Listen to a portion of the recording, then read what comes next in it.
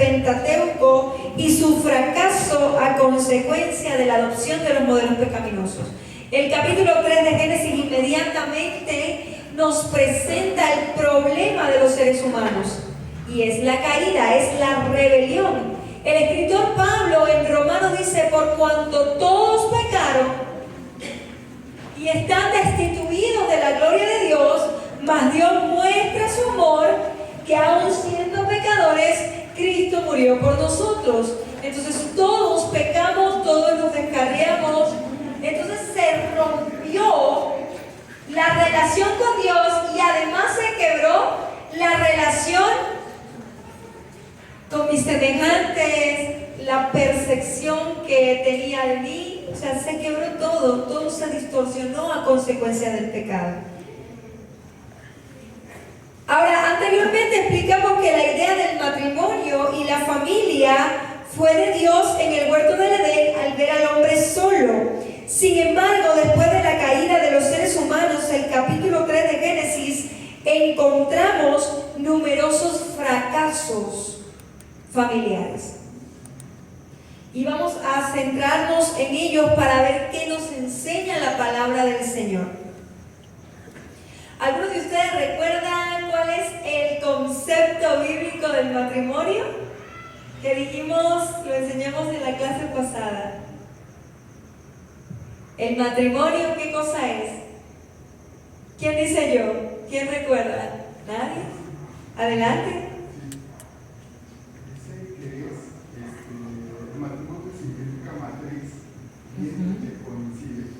Ajá.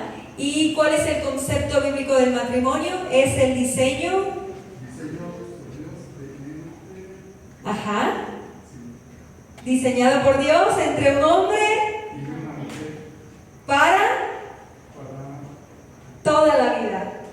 Ese es el concepto. Muchas gracias, hermano Simón.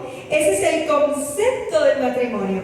Ahora vamos a ir rápidamente. ¿Quién me ayuda a leer Génesis capítulo 4 del 1 al 15? Y la primera familia que tenemos el privilegio de analizar es la familia de Adán y Eva. El hombre y la mujer que pecaron. El hombre y la mujer que fracasaron en su cometido de fidelidad a Dios. Entonces vamos a ver quién tiene Génesis 4 del 1 al 11.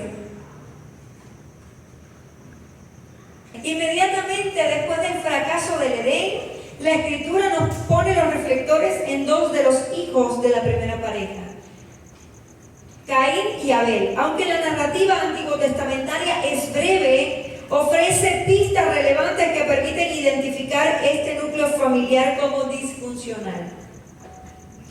A partir de la mención del agrado de Dios por la ofrenda de Abel y el rechazo de la de Caín, se pone sobre la mesa la rivalidad que Caín siente por su hermano Abel. Y me he preguntado muchas veces, ¿por qué Dios rechazó la ofrenda de Caín? ¿Qué tenía la ofrenda de Caín? Y le hago la pregunta a ustedes.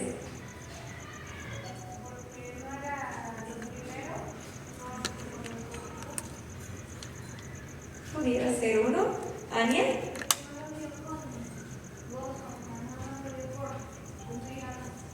¿Qué dio Abel?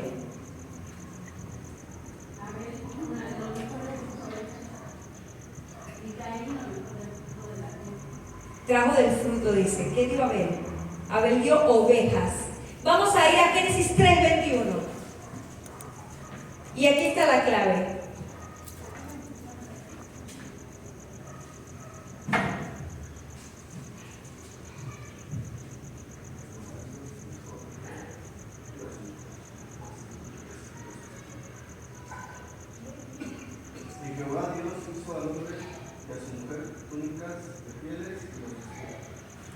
Muy bien, ahí está la clave. ¿De dónde salen las pieles? Y para hacer una túnica de piel, ¿qué hay que hacer con la oveja? Matarlos, ¿verdad? Entonces el primer sacrificio lo encontramos en Génesis 3:21.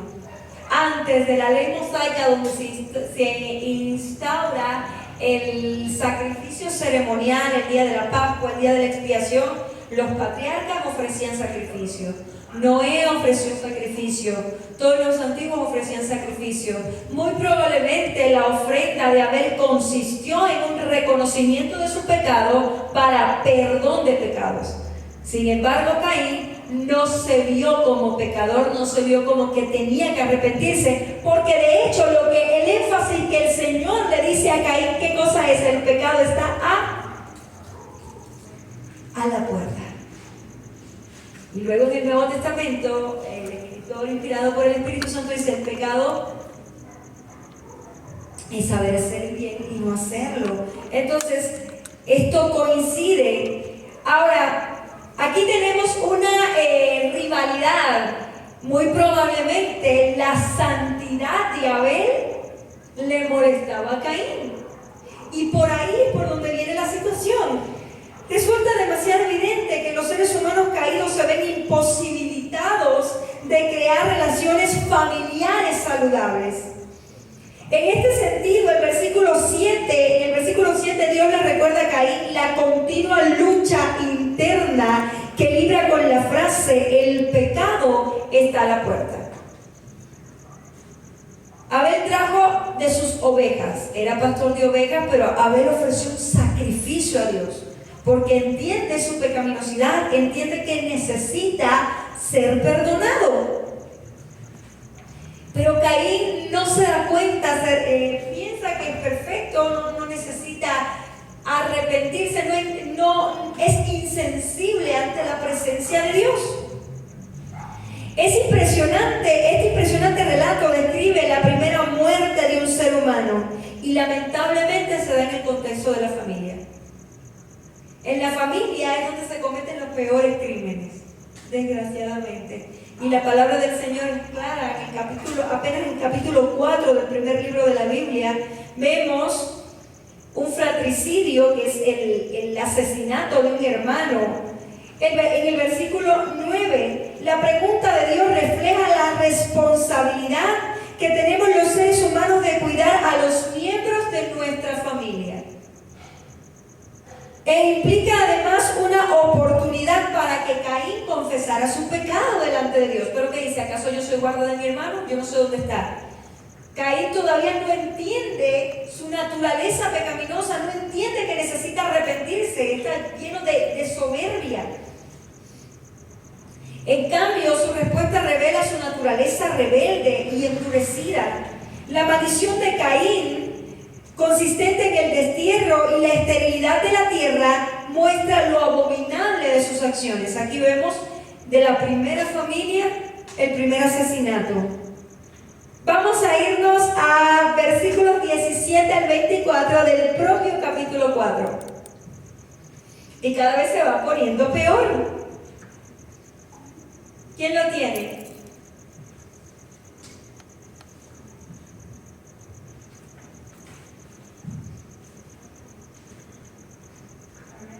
Adelante. Y conoció Caín a su mujer, la cual concibió y dio a luz a Enoc, y edificó una ciudad, y llamó el nombre de la ciudad del nombre de su hijo, Enoc. Al 24. Del versículo 17 al versículo 24. Sí. Y Enoc le nació Irad. Ella engendró a Mehujael. Y Mehujael engendró a Metusael. Y Metusael engendró a Lamec. Y Lamec tomó para sí dos mujeres. El nombre de la una fue Ada, y el nombre de la otra Sila. Y Ada dio a luz a Jabal, el cual fue padre de los que habitan en tiendas y crían ganado. Y el nombre de su hermano fue Jubal, el cual fue padre de todos los que tocan arpa y flauta. Y Sila también dio a luz a Tubal-Caín, artífice de toda obra de bronce y de hierro. Y la hermana de Tubal-Caín fue Naama. Y dijo Lamec a sus mujeres, Ada y Sila, oíd mi voz, mujeres de Lamec, escuchad mi dicho, que un varón matare por mi herida y un joven por mi golpe. Y 7 veces será pecado Caín, Lamec, en verdad, 70 veces 7 lo serán. Muchas gracias. Esa frase 70 veces 7, ¿dónde más la han leído? En Mateo, ¿verdad? Pero ¿cómo la usa? La usa el Señor, ¿verdad? Pero ¿de qué manera la usa? Vamos a dejar en pausa ahí, porque esa es una de las conclusiones que vamos a tener de este capítulo. Lamec, uno de los descendientes de Caín, ha sido nombrado por muchos estudiosos como el primer bígamo de la Biblia. Tiene 2 esposas, por su inusual gusto por las mujeres en una época en la que todavía los hombres mantienen la monogamia original. Si trazamos una línea de sucesión ascendente, resulta lógico concluir que los malos patrones familiares se aprenden. ¿De dónde viene Lamec? Pues es nieto de Caín. ¿De dónde viene Lamec? Lamec es nieto de Caín. Entonces, hermanos amados, las cadenas, las ataduras de las familias no son maldiciones generacionales, son patrones pecaminosos aprendidos en casa. Y aquí lo vemos, Caín mató a su hermano Abel. ¿Qué hace Lamec, uno de sus descendientes? Ya tiene 2 mujeres. Pero ¿qué más hace en su poema que le dice a sus esposas? Mataré un varón por mi herida y haré esto. Y siembra, y aquí se ve la cultura de venganza y de odio que está imperante en los seres humanos. El poema de este personaje que dice a su esposa refleja la cultura de venganza y violencia que se ha extendido a raíz del pecado. Y eso es lo que Jesús en Mateo dice, no, hasta 7 no, 70 veces 7. Jesús contrasta la cultura de violencia y de pecaminosidad que está plasmada en los primeros descendientes y dice, no, la cultura del reino es una cultura de perdón, no de venganza, es una cultura de restauración. Entonces, ¿qué aprendemos de acá? Aprendemos precisamente que cuando nuestras familias son disfuncionales, los hijos aprenden patrones de los padres, los repiten y los amplían, no se quedan ahí, hacen peores cosas. Y vemos a Lamec que mata, siembra una cultura de venganza y de odio y toma 2 esposas. Vamos a irnos ahora a Génesis 1:7. Perdón, Génesis 6, 1 al 7, ahora sí. Y vamos a hablar acerca de los padres de los Nefilim. Ya tenemos aquí varias generaciones. Antes de leer este pasaje, vamos a leer el final del capítulo 4 de Génesis y esto nos va a dar una pista importante.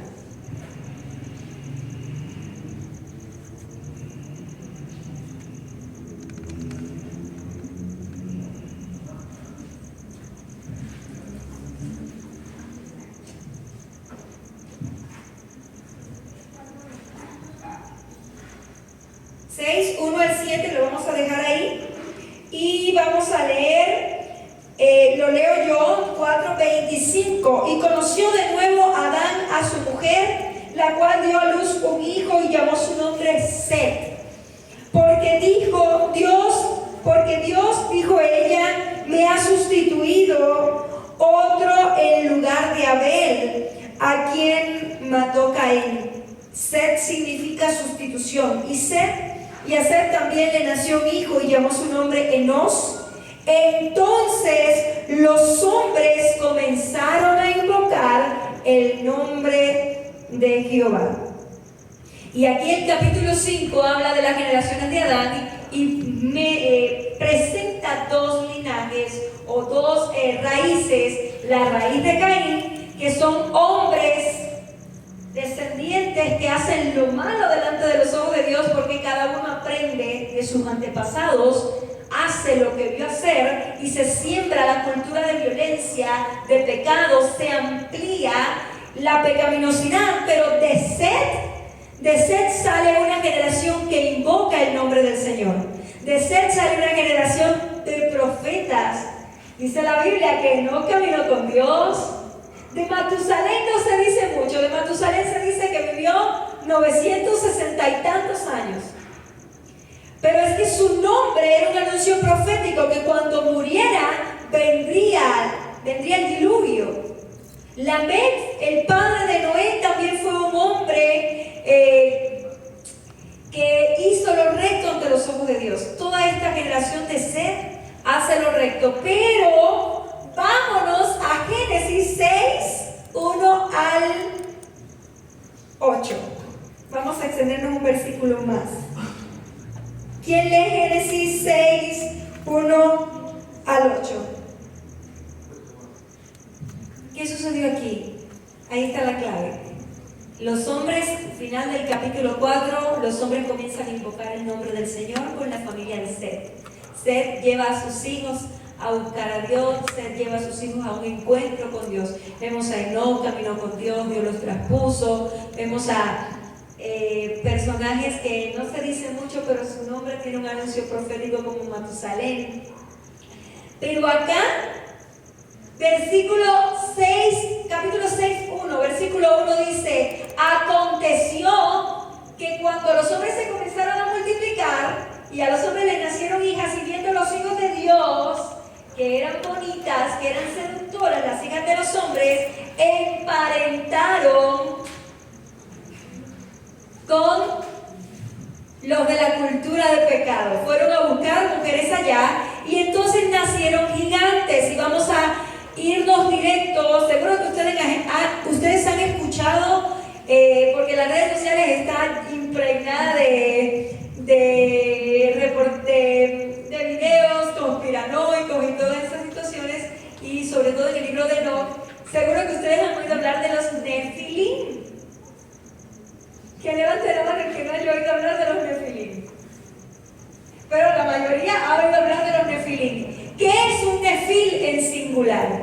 Porque Nefilim es en plural. Un Nefil es un patán, es un tirano, un perverso, un gigante en poder. Entonces, esta es la palabra que se usa y vamos a sustituir, vamos a proveer un significado más preciso y más entendible que gigante. Dice: aconteció que cuando los hijos de Dios miraron a las hijas de los hombres y tomaron para sí mujeres, nacieron gigantes. Vamos a cambiarlo: nacieron tiranos. Dice, primero comenzó a multiplicarse la maldad. ¿Qué sucedió acá? Pues el relato de los gigantes comienza con la agrupación de los seres humanos en dos grupos: los hijos de los hombres, impíos que aprendieron los patrones de Caín y sus descendientes, y los hijos de Dios, que son del linaje de Set y que conservaron los absolutos de Dios. Sin embargo, este fragmento bíblico se nos muestra que los hijos de Dios se mezclaron con las hijas de los impíos. De esta manera nacieron tiranos que arrastraron a las sociedades al pecado.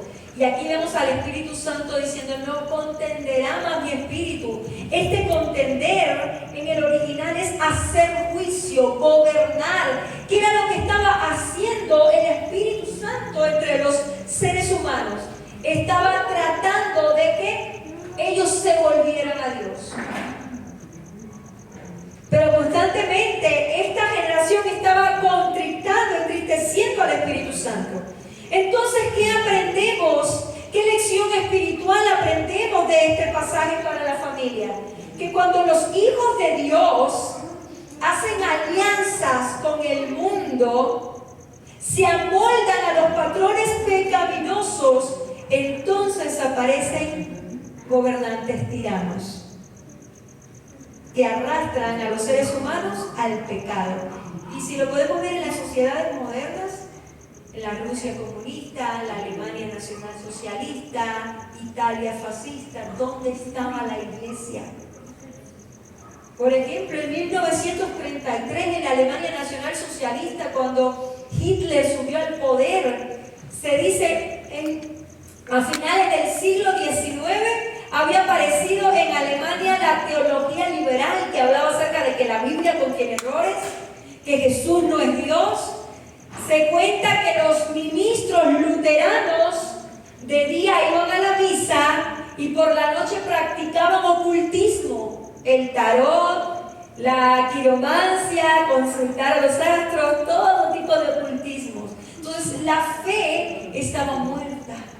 La iglesia había perdido su función de ser sal. De hecho, la iglesia alemana, muy pocos ministros se opusieron al holocausto. Entonces, y así en cada sociedad, ¿dónde está la iglesia cuando aparecen tiranos?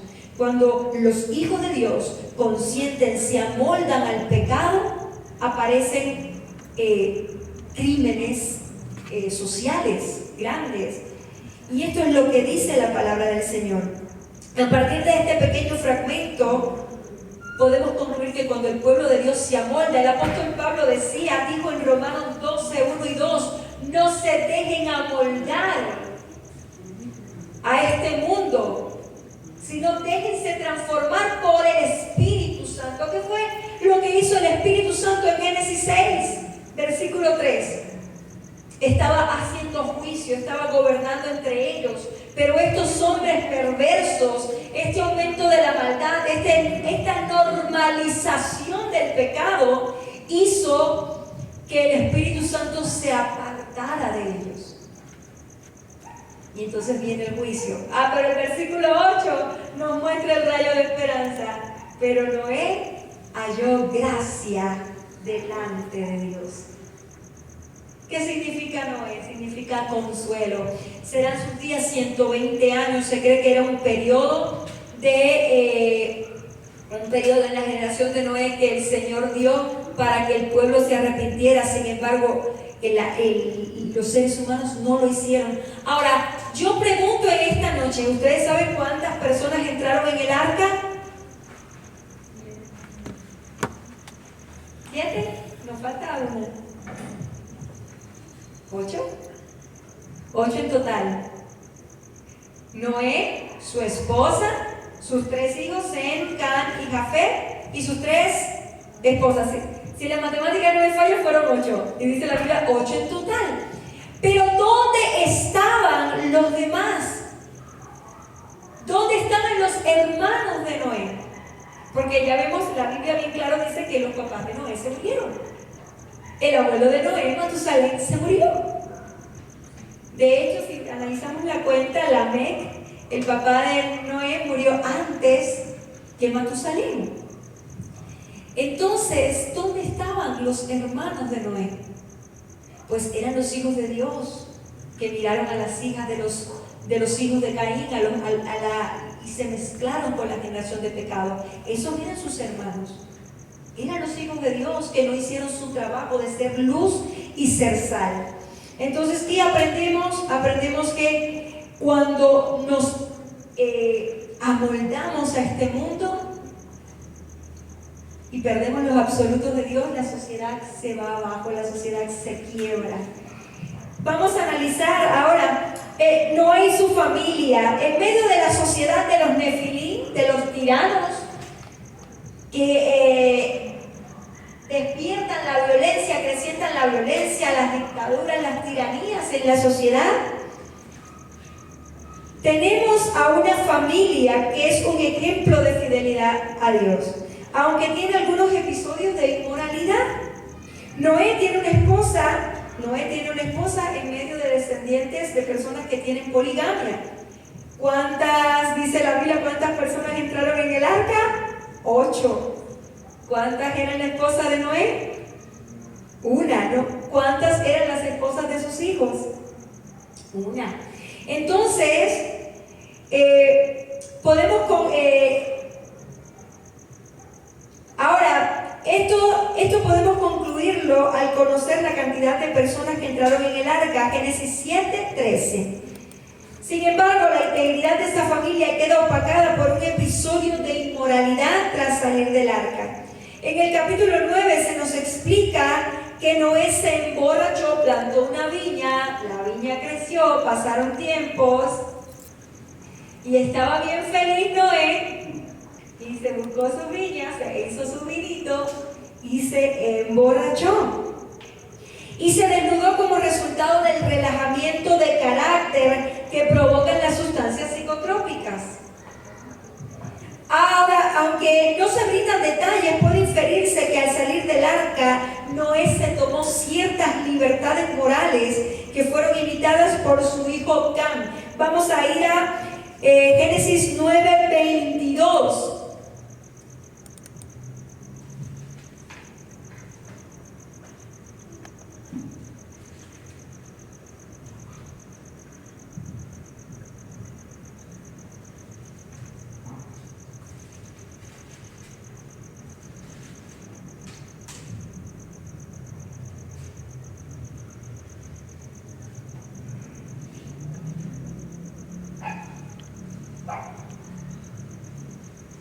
Vamos a quedarnos hasta la familia de Lot.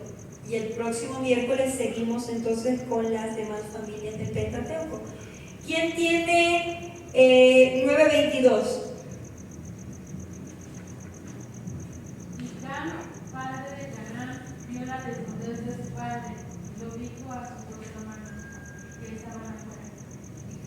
De acuerdo a algunas interpretaciones de rabinos judíos, una de las posturas es precisamente que no fue que Cam solamente vio la desnudez, sino que Cam hizo un acto de incesto teniendo relaciones con su propio padre.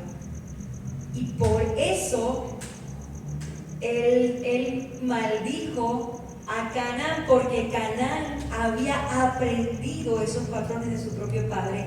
Y esta parte de la familia tenía patrones pecaminosos que habían tomado a raíz de haber relajado su comunión con Dios.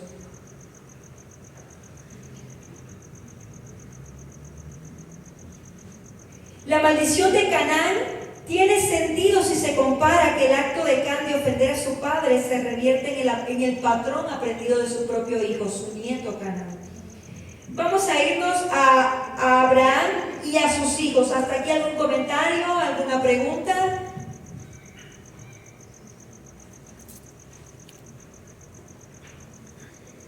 Del capítulo 12 al capítulo 25:9 se habla de la historia de Abraham. La historia de la familia de Abraham comienza con un matrimonio joven que no puede tener hijos y vive en la tierra de Ur, en la ciudad de Ur de los caldeos. Abraham y Sara, al que Dios dice que deje su tierra y vaya a una tierra desconocida para ellos y hará de ellos una gran nación. Sin embargo, en el camino cometen varios errores que jugarán en contra de la estabilidad de sus descendientes hasta el día de hoy. Hasta el día de hoy, los pueblos árabes que rodean a la nación de Israel son descendientes de Abraham por parte de Ismael. ¿Qué errores, de acuerdo a lo que usted ha podido leer en estos capítulos del libro de Génesis, qué errores ustedes encuentran en Abraham como patriarca, como sacerdote, como padre de familia? ¿Qué errores ustedes encuentran en lo que ustedes han leído? ¿Ninguno? Cuando dice que su esposa es hermosa. Excelente. ¿Qué más?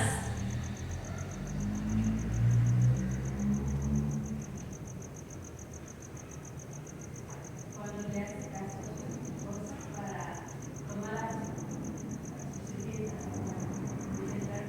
Exactamente. Miren, en estos pasajes en el Antiguo Testamento, el único, digamos, aparte de Lamec, es Jacob, y es por un infortunio, porque Labán lo quería dejar sin herencia, y entonces les estaba haciendo tretas, les estaba haciendo fechorías para no darle herencia. Y entonces primero le da una hija, después le da la otra hija, y en estos engaños que le hace su propio tío, él termina siendo bigamo. Pero de ahí en fuera los demás, de acuerdo a la costumbre antigua y a las leyes sumerias y mesopotámicas, de donde proviene Abraham, cuando una mujer era estéril y no podía tener hijos, ella hacía una maternidad subrogada. ¿Le suena? ¿Le suena familiar? ¿La maternidad subrogada o el vientre de alquiler? Tiene sus orígenes. ¿Qué sucedía? Que en la antigüedad no había la fertilización in vitro, como si la hay ahora. Entonces, esta mujer que llegaba a este matrimonio, o esta joven, no era una mujer para la intimidad sexual, era solamente para procrear un hijo. Y ya después, era solamente para esto. Entonces, pero Dios le había dicho a Abraham: yo voy a darte descendencia en Sara.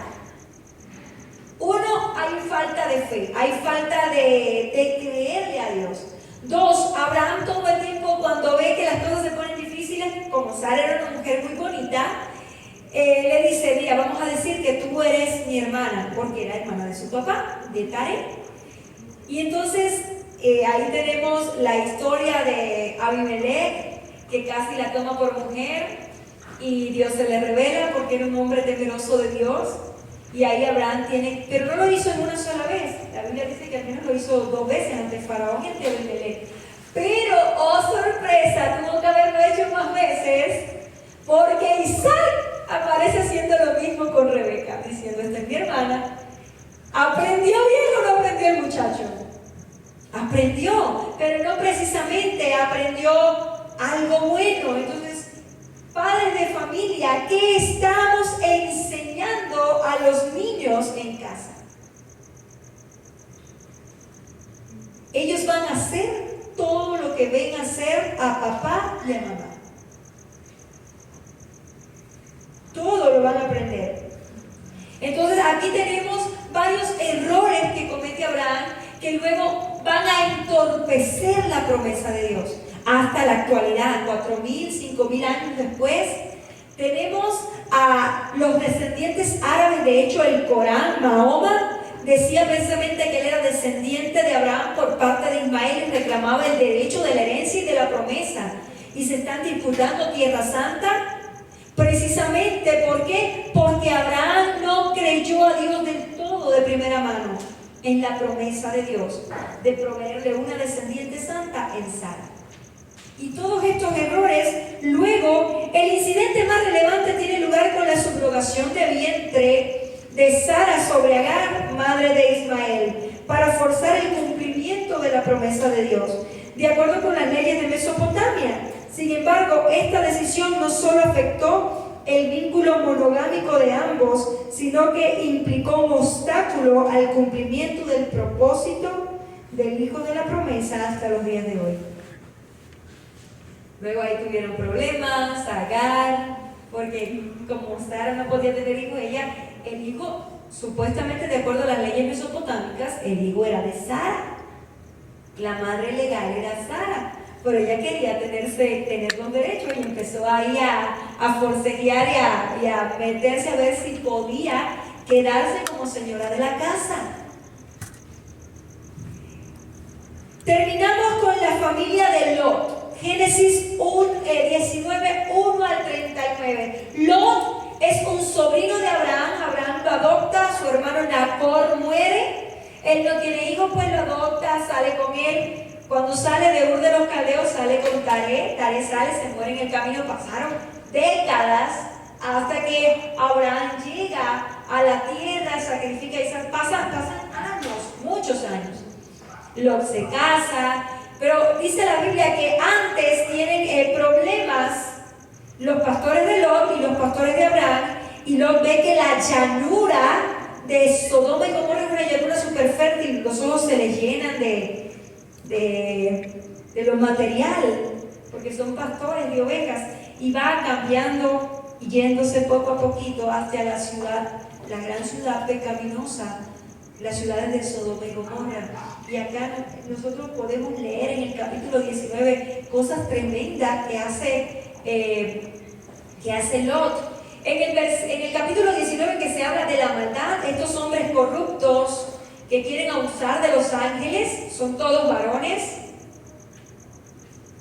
Lot le dice, aquí están mis hijas que no han conocido varón. O sea, Lot menosprecia la integridad de sus hijas para que estos hombres las abusen.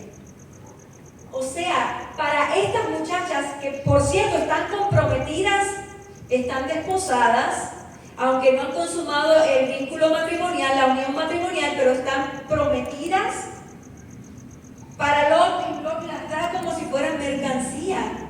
Ellas están aprendiendo todo esto.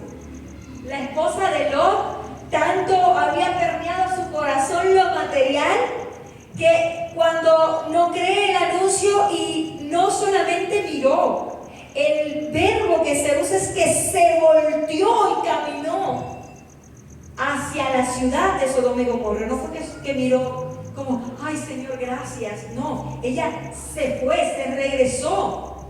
Eso es lo que dice realmente el hebreo. Entonces, aquí Lot metió a sus hijos a un ambiente de pecado. Lot normalizó el abuso, la violencia a sus hijas. ¿Y qué sucedió al final del capítulo 19? Que estas muchachas aprendieron muy bien. ¿Qué hicieron con su padre?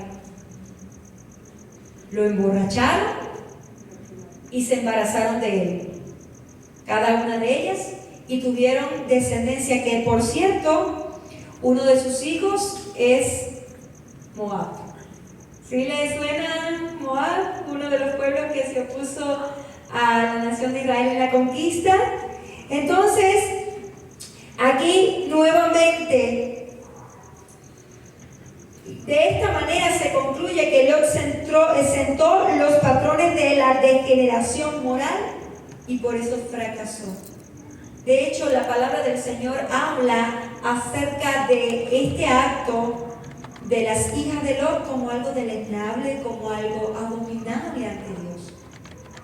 Y así lo presenta aún y cuando no había sido dada la ley levítica, el código de santidad.